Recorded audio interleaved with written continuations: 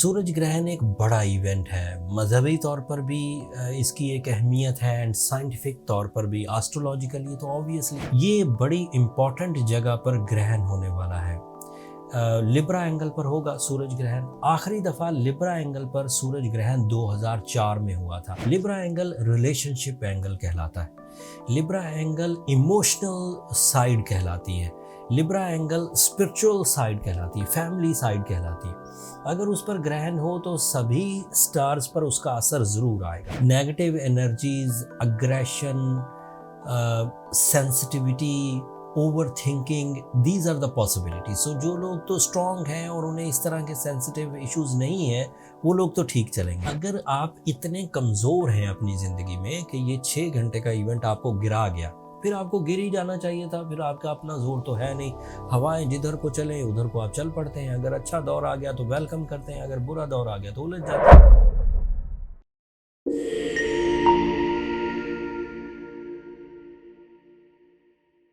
अस्सलाम वालेकुम दोस्तों, मैं हारिस अज़मी प्रोफेशनल एस्ट्रोलॉजर आपकी खिदमत में हाजिर हूँ एक यूनिक वीडियो के साथ। ये रूटीन वीकली हॉरोस्कोप नहीं है। 14 अक्टूबर 2023 को साल का आखिरी सूरज ग्रहण होगा। ये उससे मुतल्लिक डिटेल्स है। सूरज ग्रहण एक बड़ा इवेंट है। मज़हबी तौर पर भी इसकी एक अहमियत है एंड साइंटिफिक तौर पर भी, एस्ट्रोलॉजिकली तो ऑब्वियसली। मज़हबी तौर की नौइयत पर इस वीडियो में डिस्कस करना इसलिए ज़रूरी नहीं है क्योंकि ये वाला ग्रहण पाकिस्तान में नज़र नहीं आएगा। तो तमाम वो शरई तकाज़े जिसमें वाजिबात या नमाज खुसूफ, नमाज आयत पढ़नी होती है, नवाफिल पढ़ने होते हैं, वो पाकिस्तान पे लागू नहीं होंगे या साउथ एशियन कंट्रीज़ पर ही लागू नहीं होंगे।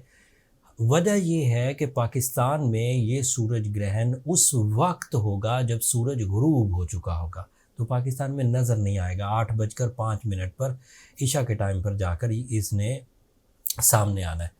तमाम वो कंट्रीज़ जिनमें पाकिस्तानी टाइम के मुताबिक 8:05 पर सूरज तुलू हो, मतलब उन कंट्रीज़ में पाकिस्तान के 8:05 शाम के हुए हों और उनकी कंट्री में सूरज तुलू हो, तो वहाँ नज़र आएगा। जैसे अमेरिका, जैसे कनाडा, जैसे ब्राज़ील या उस एरिया की कंट्रीज़।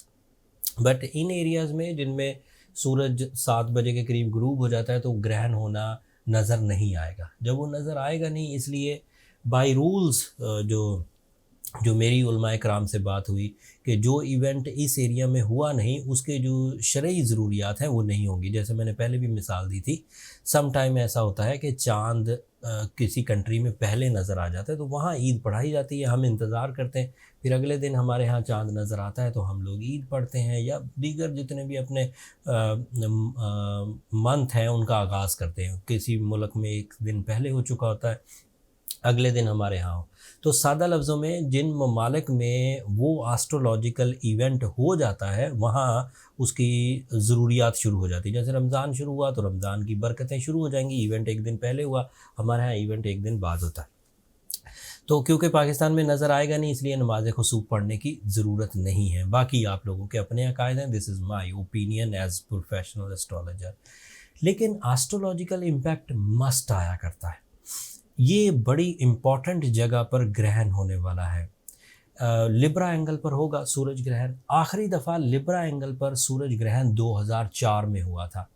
अब 17 साल के बाद दोबारा अपनी एक सर्टन रोटेशन एंड सर्टन इनके रूल्स के मुताबिक 2023 में 14 अक्टूबर को दोबारा सूरज ग्रहण लिब्रा एंगल पर होगा।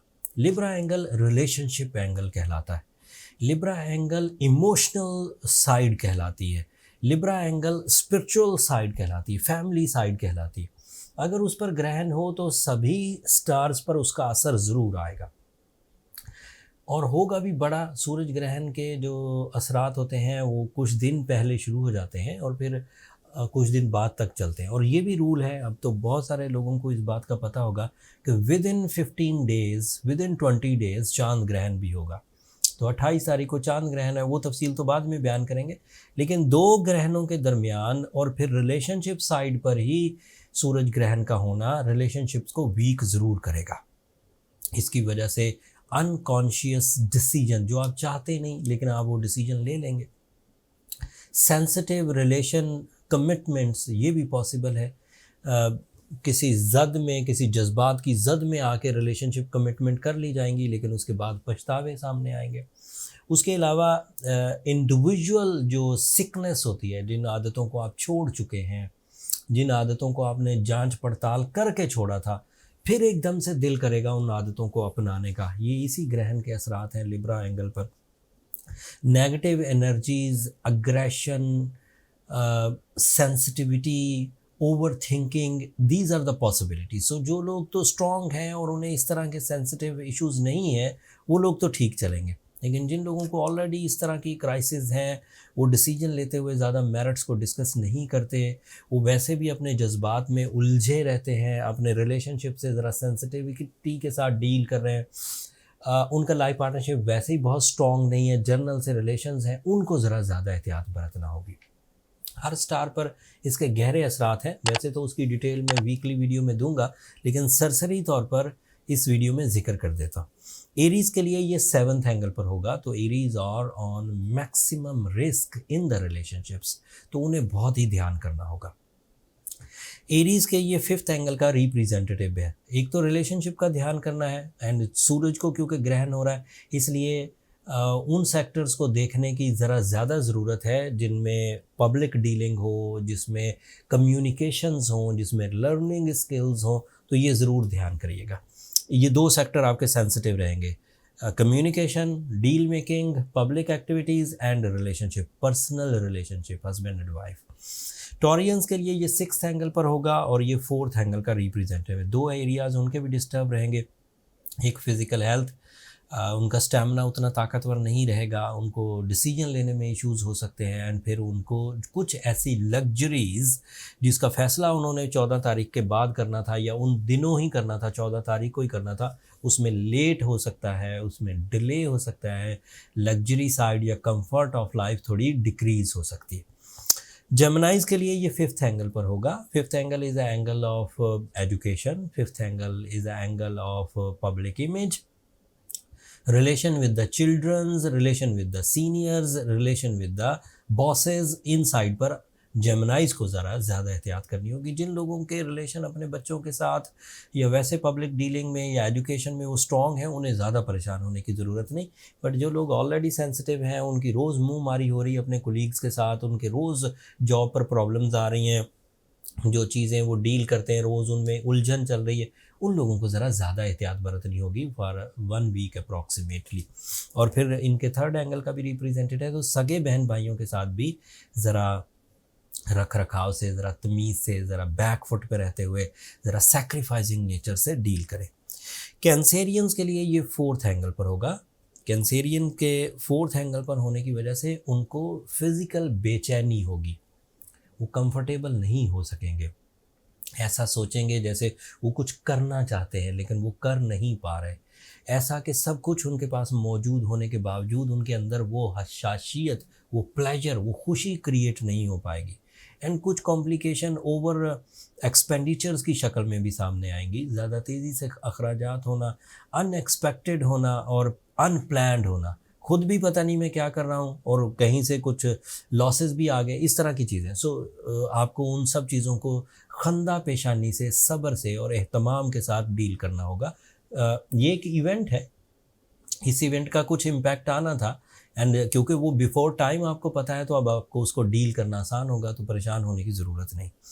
लीव्स के तो ये 3rd एंगल पर होगा, और ल्यू के रूलिंग प्लैनेट को ही समझे कि एक्लिप्स है, तो ल्यू को ज़रा ज़्यादा ख़तरा। एरीज़ के बाद ल्यू इज़ द 2nd प्लैनेट जिन्हें ज़रा ज़्यादा सिवियर सिचुएशन है। एक तो उनकी पर्सनालिटी का डलनेस में जाना, कॉम्प्रोमेटिव बिहेवियर होना, अपने हक छोड़ देना, एंड फिर उनके यहाँ है भी 3rd एंगल पर, तो दैट मीन्स कि उनके रिलेशनशिप में अचानक इश्यूज़ प्रोड्यूस होना, नाराज़गी का सामने आना, डिसीजन लेते हुए जल्दबाजी करना, इस तरह की पॉसिबिलिटी ल्यूज़ के सामने आ सकती है। ल्यूज़ पे तोहमत भी लग सकती है, लिटिगेशन के इश्यूज़ भी आ सकते हैं, तो वो ज़रा से ज़्यादा ध्यान करें। वर्गो के ये 2nd एंगल पर है, और वर्गो के लिए ये 12th एंगल का रिप्रेजेंटेटिव है। वर्गो अपने लीस्ट लेवल पर है, उन्हें सिर्फ फाइनेंशियल डिसीजन ध्यान से लेने हैं और कोई उन्हें प्रॉब्लम नहीं आएगी। कुछ एनिमीज़ उनके सामने आ सकते हैं, कुछ ऑपोजिशन उनके सामने आ सकती है, कुछ बैड हैबिट्स उनको तंग कर सकती हैं, या खुद की उनकी जो अंदरूनी डर है उनके आड़े आ सकते हैं। बट ये लीस्ट रिस्क पर है। फाइनेंशियल डिस्टर्बेंसेस का रिस्क तो हर ही वक्त रहता है, फाइनेंशियल नेगेटिविटी या लॉसेस का रिस्क, लेकिन इन दिनों ज़रा ज़्यादा हो जाएगा। वो अगर आप अपने तजर्बे से उसे डील कर लें तो मामला हल हो जाएगा। Libra on most dangerous situation उनके पहले ही एंगल पर है, और उनके लिए ये है भी 11th एंगल का रिप्रेजेंटेटिव। अगर ग्रहण पहले ही एंगल पर हो लिब्रा के, तो लिब्रा की शख्सियत में मज़ीद कमी आएगी, उनकी टीम परफॉर्मेंसेस में मज़ीद कमी आएगी, उनके अचानक कामयाबियों के पांसे उनकी मुखालफत में जाने लगेंगे। एंड ये भी पॉसिबिलिटी है कि जो बनी हुई चीज़ें हैं, जो स्टेबल हैं, जो ओके हैं, उनमें भी बिगाड़ आ जाए फॉर सम डेज़, बट उसके बाद चीज़ें फिर बेहतर हो जाएंगी। वो वीकली वीडियो में क्योंकि दीगर प्लैनेट्स के साथ मिलकर प्रेडिक्शंस होंगी, इसलिए वो ज़्यादा इफेक्टिव या ज़्यादा क्लोज प्रेडिक्शंस होंगी। अभी सिर्फ क्योंकि सोलर इक्लिप्स डिस्कस हो रहा है, इसलिए ध्यान सिर्फ आप सोलर इक्लिप्स पर रखिए। स्कॉर्पियोज 12th एंगल पर उनके ग्रहण है, सो पूरे सोलर सिस्टम में सबसे कम नुकसान स्कॉर्पियो को होगा। एक ऐसा मामला जिसमें वो सिर्फ़ और सिर्फ अपनी सोचों में, अपने बिलीव्स में, अपनी आदतों में और अपने नज़रियात में कुछ कमी देखेंगे। ना उन्हें मटेरियल लॉस है, ना उन्हें फ़िज़िकल लॉस है। उनकी सोचों में चेंजेस आएंगी, उनकी क्रिएशंस में चेंजेस आएंगी, उनके बिलीव्स में चेंजेस आएंगी, एंड दैट इज़ अफोर्डेबल। अगर 10-12 दिन कोई बंदा थोड़ा एक तरफ सोच रहा था, फिर दूसरी तरफ सोच रहा, दोबारा फिर ट्रैक पर आ जाएगा 10-12 दिन के बाद, तो वो कम से कम रिस्क पर है। तो Scorpios are in good form. Sagittarians के लिए ये 11th एंगल पर होगा, और ये उनके 8th एंगल का रिप्रेजेंटेटिव है। इन दो सेक्टर्स में एक तो उन्हें अंधाधुंध अपने एम्प्लॉयज़ पर या अपने कुलीग्स पर एतमाद नहीं करना चाहिए, पार्टनरशिप डील्स अभी साइन नहीं करनी चाहिए, ट्रैवल करते हुए एहतियात बरतनी चाहिए। सफ़र और सियाहत वाले सफ़र में अगर वो ज़्यादा मोहतात रवैया इख्तियार करें तो वो अच्छा है। इस वक्त कानूनी चाराजोई करने का सही टाइम नहीं है सेजिटेरियंस के लिए। अगर आप पर कोई मुकदमा है तो उसे लेट करने की कोशिश करिए। अगर आप किसी पर कोई कानूनी चाराजोई करना चाहते हैं तो अभी रुक जाइए, थोड़े अरसे बाद ऐसी कोशिश करिएगा। कैप्रिकॉर्नियन के लिए ये 10th एंगल पर है। एरीज और लियो के बाद Capricornian are again on maximum risk. Career form में ग्रहण का होना अचानक कैरियर डिस्टर्बेंसेस पैदा करता है, और ये आपके कैरियर एंगल पर होगा। इसका नेगेटिव होना आपकी कैरियर स्टेबिलिटी को शेक कर सकता है। आपकी इन्वेस्टमेंट्स या आपके प्रॉफिट्स या आपके रिवॉर्ड्स अचानक डिक्रीज़ हो सकते हैं, डिले हो सकते हैं, डिलीट हो सकते हैं। और क्योंकि ये आपके 8th एंगल का भी रिप्रेजेंटेटिव है, तो आप कुछ कर भी नहीं पाएंगे। मतलब अगर वो कानूनी मामलात की तरफ गई बात या झगड़े की तरफ गई, तो आपके लिए वो भी अफोर्डेबल नहीं है। तो सिवाय इसके कि आप चीज़ों को बहुत अच्छे अंदाज से डील करें या फिर डिले करें, वो ही ज़्यादा अच्छा है। एक्वेरियंस के लिए ये 9th एंगल पर होगा, और ये 7th एंगल का रिप्रेजेंटेटिव है। एक्वेरियंस को भी रिलेशनशिप साइड पर बहुत मोहतात रहना होगा, अपनी तालीमी सरगर्मियों को ज़रा ज़्यादा तवज्जो से देखना होगा। अगर कोई भी एक्वेरियन अपने होमलैंड से अवे है, दूर रहता है, तो वहाँ के कवानीन को ज़रा ज़्यादा अच्छे अंदाज से फॉलो करें। अचानक कवानीन की पेचीदगी, डॉक्यूमेंटेशन इश्यूज़ या फिर तोहमत का लगना, leg pulling, these are the possibility for the Aquarians. तो उनको ज़रा ज़्यादा, जो होमलैंड पर अपने ही आबाई एरियाज़ में रह रहे हैं एक्वेरियंस, वो कम रिस्क पर हैं। पाइसियंस के लिए ये 8th एंगल पर है। पाइसियन भी अच्छे खासे ट्रबल जोन में है। 8th angle is the angle of losses, 8th angle is the angle of depression, 8th angle is the angle of some insults. And फिर ये 6th एंगल का भी रिप्रेजेंटेटिव है, that is physical stamina, that is organ performances, and that is your physical जो practical skills होती हैं, इन सब में कुछ झोल आ सकता है। बट ये सब बातें जो मैंने बयान की, ये सब बातें 6 घंटे के इवेंट के इवज़ सामने आएंगी। 8:04 पर ये इवेंट शुरू होगा और रात फिर मिडनाइट तक चलेगा, 1:55 तक, तो तकरीबन 5-6 घंटे का टाइम बनता है। अब अगर आप इतने कमज़ोर हैं अपनी ज़िंदगी में कि ये 6 घंटे का इवेंट आपको गिरा गया, फिर आपको गिर ही जाना चाहिए था, फिर आपका अपना ज़ोर तो है नहीं। हवाएँ जिधर को चलें उधर को आप चल पड़ते हैं, अगर अच्छा दौर आ गया तो वेलकम करते हैं, अगर बुरा दौर आ गया तो उलझ जाते हैं। लेकिन अगर ये 6 घंटे का इवेंट आप बर्दाश्त कर गए, तमाम एस्ट्रोलॉजिकल रूल्स, तमाम एक्सपीरियंसेस, तमाम प्रिंसिपल्स उल्टे चलने, ख़राब होने के बावजूद आप स्टेबल रहे, स्ट्रॉन्ग रहे, कॉन्फिडेंट रहे, स्मूथ डिसीजंस लेते रहे, तो then it means you are a strong personality. वक्ती थपेड़े, सोलर सिस्टम के जर्नल इवेंट्स आपको तंग नहीं करते तो that means you are strong. लंबे इवेंट तो सभी को तंग किया करते हैं। लंबे इवेंट जैसे 6 महीने की सर्दियाँ आ जाएँ, 10 महीने की ख़ज़ा आ जाए, वो तो सभी को तंग करती है। ज़ाहिर बात है चीज़ें स्लो डाउन हो जाती। लेकिन 6 घंटे के इवेंट ने अगर आपको घेर लिया या 10 घंटे के इवेंट ने आपको घेर लिया तो दैट मीन्स कि आपको तो एक उलझन आती है तो आप फंस जाते हैं। जो लोग तो अपने इन इरादों में ग्रहण के दिनों के बाद भी और चांद ग्रहण के दिनों तक अपने आप को स्टेबल रखने में कामयाब हो गए, उन्हें वैसे ही ये समझ लेना चाहिए कि वो स्ट्रॉन्ग पर्सनैलिटीज़ हैं। जिन लोगों को अंदाज़ा है कि वो वीक हैं, अब ऐसा सारे लोग तो स्ट्रॉन्ग नहीं होते। कुछ लोग अपने इरादों में, कुछ लोग अपने जज्बात में, कुछ लोग अपने फाइनेंस में, कुछ लोग अपनी पर्सनैलिटी में, कुछ लोग अपने बिलीव्स में, कुछ लोग अपने स्पिरिचुअलिटी में वीक हुआ करते। ऐसी सिचुएशन में अमूमी तौर पर जो एस्ट्रोलॉजिकल प्रिस्क्रिप्शन होती है, scientific prescription, the complete art of healing by the gemological rules, आपको अपना अपना बर्थ स्टोन पहनना चाहिए। दैट इज़ आर्टिफिशियल फ्यूल जो आपकी ह्यूमन एबिलिटीज़ के अलावा आपको एनर्जी बूस्टर्स दे देती है, रेडिएशन बूस्टर्स दे देती है, जिससे आप स्टेबल रहते हैं।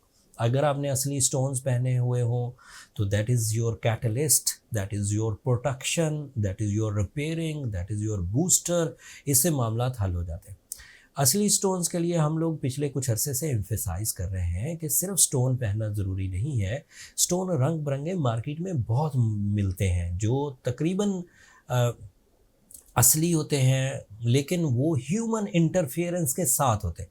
इंसान उनका कलर बढ़ाता है, इंसान उनको खूबसूरत बनाने के लिए उनकी अपर सरफेस में ग्लास फिनिशिंग करता है, उनको हीट ट्रीटमेंट्स करता है, तो वो फैशन या ब्यूटी के काम आने लग जाते हैं, लेकिन हीलिंग के काम नहीं आते। वो महंगे बिकते हैं लेकिन वो फिर फैशन के लिए महंगे हैं, हीलिंग के लिए नहीं। हीलिंग के लिए नेचुरल स्टोन्स चाहिए होते हैं। हमने ये बात कई दफ़ा देखी है इन माई करियर कि लोग स्टोन्स जो हैं वो हीलिंग प्रॉपर्टीज़ वाले बाय नहीं करते। टाइम गुजर जाता है, नुकसानात हो जाते हैं एंड दे फील के स्टोन ने काम नहीं किया। स्टोन काम कैसे करता, वो हीलिंग स्टोन था ही नहीं। उसके लिए फिर एस्ट्रोजेम्स ने अपनी खदमात सरअंजाम देते हुए एक सेल पॉइंट क्रिएट कर दिया। हम कर तो 2000 सन से रहते हैं, मिलीनियम ईयर से, लेकिन कंप्लेन इन दिनों ज़रा ज़्यादा बढ़ी है 2022 में और 23 में। तो हमने सेल पॉइंट क्रिएट कर दिया। नीचे डिस्क्रिप्शन में astrogemofficial.com का लिंक है। जिन लोगों को स्टोन आइडेंटिफिकेशन पर ज़रा भी नॉलेज नहीं, वो वहाँ से रिलायबली स्टोन बाय कर सकते हैं। ग्रहण के असरात को अल्लाह के ज़िक्र से रिज़ॉल्व किया जा सकता है। नमाज़ पढ़ने की क्योंकि इवेंट है नहीं, इसलिए मैंने आपको अपनी जो ओपिनियन था वो बयान कर दिया। बाकी आपके अपने बिलीव्स हैं, आप अपने जो उलमाए कराम हैं, जो आपके शरई रहनुमा हैं, उनसे ज़रूर पूछिए ताकि आप भी इस बात को समझ सकें। जो मेरी नॉलेज थी, that is my individual knowledge, मैंने आपसे शेयर कर दी। That's all. और तफसील बयान करूँगा अभी वीकली वीडियो में। मैं इन सब बातों को जो मैंने सिर्फ ग्रहण से मुतल्लिक बोली हैं, दीगर प्लैनेट्स की कम्बिनेशन से आपको इस ग्रहण का असर ज़्यादा होगा या कम होगा, वो तफसील मैं बाद में बयान करूँगा। अभी आप वीकली वीडियो एक आध दिन लेट होकर अब आपके सामने आएगी, बट वो आपके लिए काफ़ी तफसील तलब रहेगी।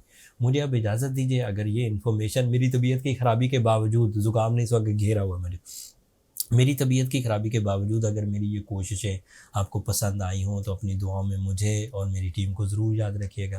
चैनल को सब्सक्राइब करना मत भूलिएगा। आप लोगों की सब्सक्रिप्शन हमारी हौसला अफजाई की वजह बनती है। अगले हफ्ते तक के लिए इजाज़त दीजिए। अल्लाह ने